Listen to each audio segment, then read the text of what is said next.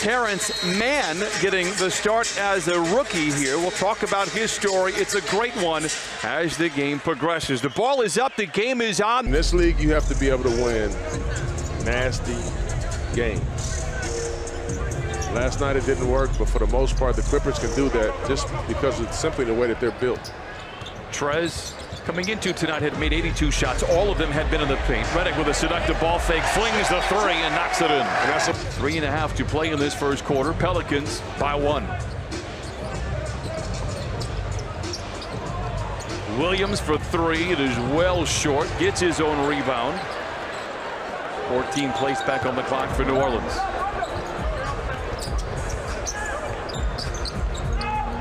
Great ball movement. This is Frank Jackson to the rim with the right hand and lays it in. 61 games the last year for New Orleans. This is his second year out of Duke. He's going to get things done. Lucky bounce for the Pelicans. Good shot for Jackson. The 3 falls. Pels by 5 to Zubac. Nice play right there by Zubac. 7 unanswered for the Clippers. They take the lead here, 35-33 in the closing moments of the first quarter. Tonight, 15 of 25. They've hit 4 or 5 3-pointers. That has been the missing color in their rainbow in this young season. Quarter for the Clippers. They've had to play comeback basically all year long, win games with their defense. In fact, their last 4 wins have been won from their defense. Jackson rises from the foul line and knocks it in. Lou Williams, baseline drive, sent over to Jackson. On the block, he runs the break. Redick finds the corner 3, no favors. Whips it back outside, and the Pelicans reshuffle the deck. They get it to Jackson for 3. 11 threes for the Pelicans in this first half. They lead by 14.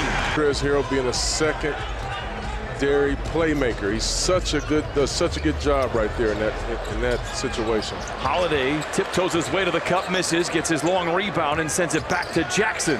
The floater is good. 5 assists. Paul George misses straight away. Clippers still lead by 2.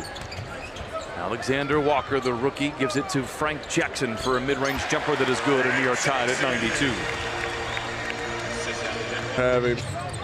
Send it over to Jamie Maggio.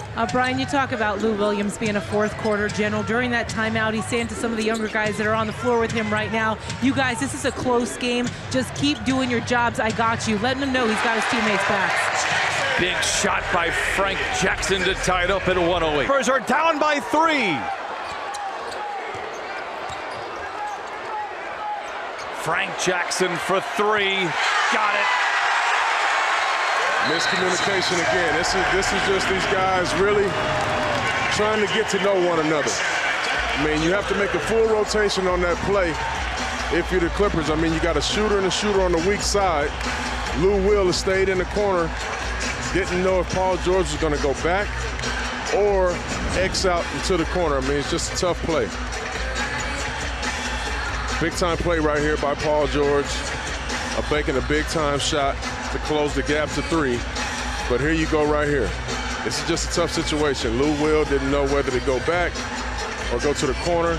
You got to communicate coming out of that double team. That was a top-tier play presented by Arco. Injuries oftentimes create opportunities. Frank Jackson tonight with 23 points, averages 10 on the season.